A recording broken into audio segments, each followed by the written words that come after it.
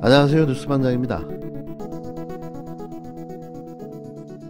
국민 여러분, 지금 정말 위기입니다. 경제도, 코로나 위기도, 대전환의 위기도, 국제관계도, 남북관계도 정말 어렵습니다. 지금 이 순간도 누군가 이 세상을 떠나고 있습니다. 또 떠나려고 준비하고 있습니다. 3월 9일 이후에 대한민국은 어떻게 되겠습니까? 우리는 어디로 가야 됩니까?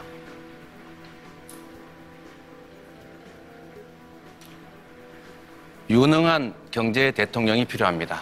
제가 책임지겠습니다. 2020년 대선 후보 첫 사자토론에서 이재명 더불어민주당 후보의 마무리 발언입니다. 3초의 짧지만 강렬한 침묵, 그의 진심을 전달해줬는데요. 저도 모르게 그 울림의 순간 울컥하고 말았습니다.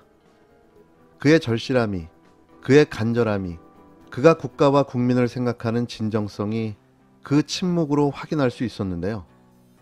준비된 대통령 이재명을 확인하는 순간이었습니다. 여야 후보들은 자신이 대통령 적임자라고 강조하면서 경쟁 후보의 약점을 파고들며 120분 동안 치열한 공방을 펼쳤습니다. 이번 대선 첫 사자 토론에 나선 대선 주자들은 첫 주제인 부동산 분야 토론부터 대장동 개발 특혜 의혹, 청약 가점, 대출 규제 완화 등을 놓고 격돌했는데요.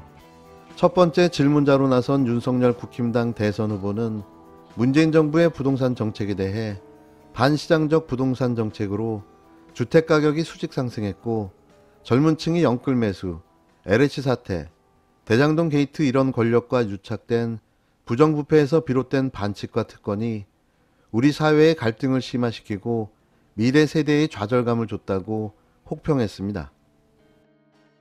반시장적인 정책도 문제지만 이런 특정인에게 천문학적인 특혜를 주는 이런 부분에 대해서 국민들이 관심을 많이 가지고 계시고, 시장으로서 이 대장동 개발 사업에 대해서 어쨌든 들어가는 비용과 수익을 정확히 가늠하고 설계하신 거는 맞습니까? 또 최근에 언론까지 다 검증했던 거예요. 검찰까지 다 수사하고 있는데 이런 얘기 다시 하시면서 시간 낭비하기보다는 배당받을 수 있는 최상한선이 캡을 씌우지 않고 이렇게 설계를 했다는 것 자체가 이게 문제 있는 거 아닙니까? 내가 한마디만 하면 윤 후보 죽는다 이렇게 얘기하잖아요. 네. 부친의 집을 그 관련자들이 사줬지 않습니까? 그것도 이익이잖아요. 아니, 저는 그렇습니다. 아무런 이익이 없었던 점들을 보면 네. 오히려 윤 후보님이 더 잠깐만요. 책임져야 되지 않을까 싶은데요. 합쳐서 3억 5천 넣은 사람한테 1조 가까운 이익이 돌아가게 설계를 했냐, 이걸 묻는 겁니다. 저축은행 대출 비리는 왜 봐줬을까? 우연히 김만배의 누나는 왜 아버지의 집을 샀을까? 여기에 대해서 답을 못 하시네요. 응? 여기는 특권 뽑는 자리가 아닙니다. 아니, 윤 후보는 이 후보를 향해 성남시장으로 재직할 때 대장동 도시개발로 김만배 등이 3억 5천만 원을 투자해 시행수익, 배당금으로 6,400억 원을 챙겼는데 여기에 대해 지난해 9월 설계를 내가 했다고 하셨다며 시장으로서 대장동 개발 사업에 들어가는 비용과 수익을 정확히 가늠하고 설계하신 것이 맞느냐고 물었습니다. 그가 원했던 대장동 의혹을 집중 추궁하며 당황하는 이 후보의 모습을 기대했던 건데요. 하지만 이에 이 후보는 지금 말씀하신 것은 제가 일부러 국정감사를 자청해 이틀 동안 탈탈 털다시피 검증했던 사실이고 최근 언론까지 다 검증했고 검찰 수사까지 다 하고 있다며 이런 이야기를 다시 하며 시간을 낭비하지 말고 가능하면 국민들의 민생과 경제 이야기를 하시면 어떻겠냐고 역공을 펼쳤습니다. 그러면서 간단히 말씀드리면 부정부패는 그 업자를 중심으로 이익을 준 사람, 우리 윤 후보님이 이익을 주셨죠. 저는 빼앗았다며 윤 후보는 부친의 집을 그분들이 사들이지 않았나. 저는 아무런 이익이 없던 점을 보면 오히려 윤 후보가 책임을 져야 하지 않느냐고 반격했습니다. 보기 좋게 역관광 당한 윤 후보는 이내 얼굴이 붉게 변하며 멋쩍은 듯 허탈한 웃음을 보였는데요. 당황하면 나오는 특유의 괴상한 표정이 또 나와버리고 말았습니다.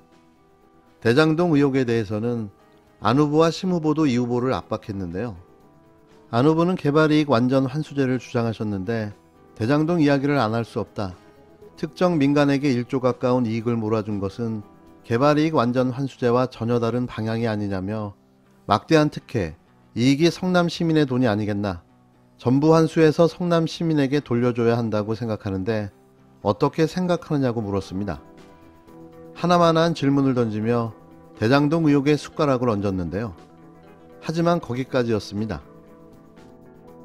위기 극복에 최적화된 후보가 누구일까? 긴장할 게 뭐 있겠습니까? 대통령 선거 지금부터 시작이다. 10년을 공부했죠. 민주당 정권의 그 부동산 반시장적인 부동산 정책으로 인해서 주택 가격이 수직 상승했고 젊은 층들이 영끌 매수를 해왔습니다. 대대적 공급 확대를 위한 정책이 제1순위가 될 것입니다. 대대적인 공급 정책을 제일 먼저 시행하겠습니다. 부동산 정책에 대해서 몇 점 주시겠습니까? 점수를 숫자로 매기기는 어려운데 매우 잘못된 부족한 정책이었다 사과드렸습니다. 그럼 집값이 폭등한 원인은 뭐라고 생각하십니까? 공공주택에 관심 갖고 계신지는 몰랐어요. 그래요? 왜냐하면 대장동 사업에서 보면 성남시 임대아파트를 한 채도 안 지으셨잖아요. 그래서 아무래도 제가 오늘 공공주택은 그 기초단체에서 만들 수 있는 것은 아니고 이번에 개발이익 환수법을 제정하자고 했더니 국민의힘에서 막고 있어요. 그래서 제가 우리 윤석열 후보님께 이 자리에서 개발이익 환수법 좀 찬성하시고 입법하라고 한번 말씀해 주시면 좋겠습니다. 심 후보는 이 후보가 공공주택에 관심이 많다고 하자 공공주택에 관심을 가지고 계신지 몰랐다. 왜냐하면 대장동 사업에 보면 임대아파트를 한 채도 안 지었다고 지적했습니다. 하지만 이는 심 후보의 무지에서 나온 발언이었는데요. 공공주택은 기초단체에서 만들 수 없다는 사실을 몰랐던 거죠. 이 후보는 이번에 개발이익 환수법을 제정하자고 했더니 국힘당이 막고 있다. 이 자리에서 윤 후보께 국힘당이 막아서 못 만들고 있는 개발이익 환수법을 찬성하고 입법하라고 말씀하시면 좋을 것 같다라며 공공주택은 중앙정부에서 만드는 것이다. 그런 식으로 붙이지 마시라고 반박했습니다. 예, 저는 윤 후보께 질문 드리고 싶습니다. 여러 가지 발표한 공약을 살펴보니까 우리 2030 청년을 위해서 분필자에게 청약 가점 5점 부여한다고 공약하신 걸로 압니다. 맞습니까? 네네. 혹시 윤 후보님께서 청약 점수 만점이 몇 점인지 아십니까? 40점으로 알고 있습니다. 예, 84점인데요. 84점에. 예. 근데 그 중에서 3인 가구가 받을 수 있는 최고 점수가 64점입니다. 그러니까 그것도 30대가 만점을 받으려면 20살이 되자마자 이 청약 저축을 하면 그때야 가능한 그 정도 점수인데요. 그럼 혹시 윤 후보님께서 작년에 서울 지역 청약 커트라인이 어느 정도인지 혹시 아시는지요? 글쎄 뭐 거의 만점에 거의 다 돼야. 62.6점입니다. 종부세는 세금 폭탄이라서 이거 폐지하겠다 이렇게 말씀하셨어요? 25억 사는 분이 50만 원 세금 내는 거를 폭탄이라고 이야기하니까 제가 다 부끄럽습니다. 종부세는 그냥 폐지하는 것이 아니라 재산세와 두 개를 합쳐가지고 합당한 과세를 하겠다 이렇게 말씀을 드렸습니다. 2차 가해 등 이렇게 여러 고통을 받고 있는 피해자 김지은 씨한테 이 자리를 빌어서 정확하게 사과하실 용의가 있으십니까? 제가 뭐 수차 그것뿐만이 아니라 그러니까 이 자리에서 김지은 씨한테 정확하게 사과하실 용의가 있으세요? 이거 사과하겠습니다. 네, 하시죠. 안 해도 공적인 위치에 있으니까 제가 사과를 드리겠습니다. 네. 35조 원 추경하자라고 말씀을 하시면서 다른 예산 확정된 거 깎아서 해라 이렇게 말하면 옳지 않은데 저희는 제대로 된 그 안을 내놓으라 이겁니다. 이 아리백에 대해서는 어떻게 대응하실 생각입니까? 아리백이 뭐죠? 재생에너지 100%. 가능하지 않다고 봅니다. 안철수 국민의당 대선 후보는 청약과 관련한 세밀한 질문으로 윤 후보를 곤혹스럽게 만들었는데요. 제2의 청약통장 발언이 다시 소환됐습니다. 안 후보는 여러 발표 공약을 보니 2030 청년을 위한 군필자에게 청약가점 5점 부여 공약을 발표하셨다며 혹시 청약점수 만점이 몇 점인 줄 아느냐고 물었는데요. 윤 후보가 40점으로 알고 있다고 답하자 안 후보는 84점이라고 잘못된 내용을 바로잡았습니다. 안 후보는 3인 가구가 받을 수 있는 최고 점수가 64점인데 30대가 만점을 받으려면 20살이 되자마자 청약 저축을 하고 그때가 돼야 가능한 그 정도 점수라며 작년 서울 지역 청약 커트라인이 얼마인지 아느냐고 거듭 질문했습니다. 윤 후보가 이번에도 정확한 답을 말하지 못한 채 만점에 거의 다 돼야 한다고 얼버무리자 안 후보는 62.6점이라고 자답했는데요. 안 후보는 군필자에게 청약 가점 5점을 더 주더라도 청약이 안 될 사람이 당첨될 가능성이 존재하지 않는다며 나이가 많으신 분들이 유리한 지금 방식과 달리 각 세대별 쿼터를 정해 하는 것이 더 합리적이라고 생각한다고 말했습니다.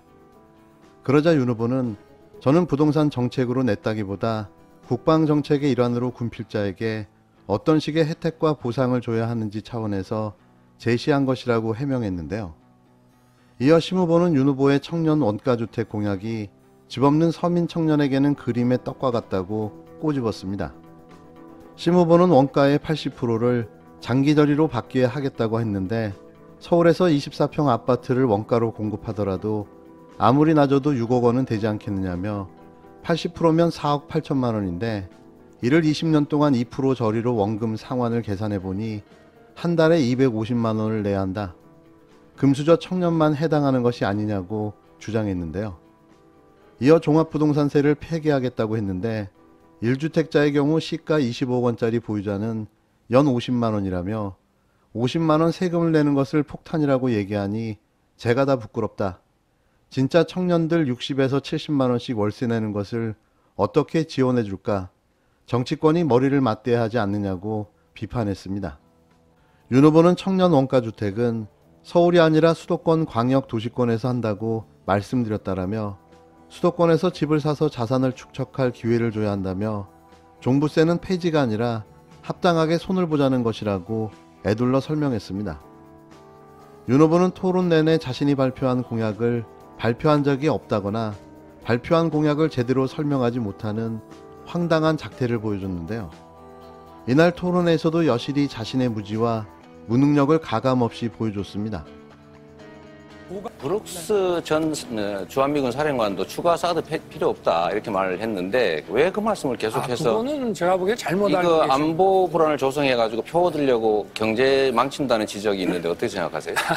안보가 튼튼해야 주가도 유지가 되고 이 대한민국의 이 소위 말하는 어떤 국가 리스크라는 것이 이제 주는 거고요. 일단은 킬체인은 전쟁을 억제하고 평화를 지키기 위해서 하는 것이고 그 적극적인 의지를 우리가 드러내는 것, 천명하는 것 자체가 전쟁을 막는 것이죠. 그러니까 그거는 이제 대통령의 언어가 저는 아니라고 생각하고요. 선제 타격은 곧바로 전쟁으로 가는 거거든요. 세 가지 한국 정부 입장이다 이렇게 이해해 주시면 좋을 것 같고요. 저는 적정하다고 생각합니다. 그게 다 중국과의 경제 협력 관계 때문이죠. 그런데 그 산불 자체가 너무나 문제가 많은 것 아닙니까? 우리가 자주 국방, 자주권을 잃어버린 그런 정도의 아주 심각한 수준의 그런 이야기들입니다. 이날 외교안보 이슈를 주제로 진행된 주도권 토론회 포문은 이재명 더불어민주당 후보가 열었는데요. 이 후보는 윤석열 후보에게 사드는 고고도 미사일 방어 체계인데 수도권에 하면 고고도 미사일은 해당이 없다. 안보 불안을 조장해 표를 얻고 경제를 망친다는 지적이 있다며 왜 그걸 다시 설치해서 중국의 반발을 불러와 경제를 망치려 하는가라고 물었는데요. 북한 미사일 위협에 대응한다는 취지로 사드를 수도권에 추가 배치하겠다는 윤 후보의 주장을 겨냥한 거였습니다. 이 후보는 빈센트 브룩스 전 주한미군 사령관도 추가 사드는 필요 없다고 했다며 윤 후보를 몰아붙였는데요. 이에 윤 후보는 안보가 튼튼해야 주가도 유지되고 소위 말하는 국가 리스크라는 것이 줄 수 있다라고 반박했습니다. 이어 브룩스 사령관의 얘기는 성주에 있는 사드를 패트리어트라든가 이런 저층 방어 시스템하고 연계했을 때 더 효과적이라고 한 것이지 그분이 추가 배치가 필요 없다고 얘기를 한 사실이 없다고 강조했는데요. 하지만 그의 해명은 거짓말이었습니다. 북한의 핵도발 상황을 전제로 한 윤 후보의 선제 타격론도 도마 위에 올랐는데요. 심상정 정의당 후보는 대통령 후보로서 매우 경솔한 발언이다. 국민들은 정치 초년생인 윤 후보가 선제 타격을 운운하면서 전쟁 가능성을 거론한 것에 불안해한다고 지적했습니다. 윤 후보는 민주당 정부에서 만들어 놓은 국방백서에도 삼축체제, 선제 타격 킬체인이 있다라며 킬체인은 전쟁을 억제하고 평화를 지키기 위해 하는 것이라고 주장했는데요. 심 후보가 삼축체제 중 킬체인보다 보복 능력에 중점을 둬야 한다고 재반박하자 윤 후보는 핵 맞고 나서 보복하면 뭐하겠냐며 선제 타격, 킬체인을 가동할 때쯤 되면 사실상 전쟁 상태라고 말했습니다. 평시 상황에서의 선제 타격을 거론한 것은 아니라는 취지인데요. 이런 호전적인 사람이 대통령 후보라는 게 소름이 돋습니다. 안철수 국민의당 후보는 문재인 정부의 산불 정책과 관련해 이 후보와 설전을 벌였는데요. 안 후보는 정부의 산불 정책에 대해 적정하다고 밝힌 이 후보에게 너무 굴욕적인 중국 사대주의가 아니냐고 지적했습니다. 이에 이 후보는 중국과 경제적 협력 관계를 벗어나도 안 되고 벗어날 수도 없어서 가급적 우호 관계를 유지하는 것이 바람직하다. 그러나 지적할 건 지적해야 한다고 응수했지만 안 후보는 산불 정책 자체가 문제가 많다. 자주권을 잃어버릴 정도의 심각한 이야기라며 굽히지 않았습니다. 안 후보는 사드 배치 철회를 하겠다는 이 후보의 과거 언론 인터뷰를 거론하며 철회할 용의가 있냐라고 묻기도 했는데요. 이 후보는 사드가 배치되기 전에는 안 하는 게 맞다는 게 제 신념이라며 이미 배치되면 수용할 수밖에 없다고 답했습니다. 여지없이 유능과 무능, 유식과 무식, 합리와 비합리가 충돌한 토론회였는데요. 누가 과연 차기 대통령감인지를 알 수 있는 토론회였습니다.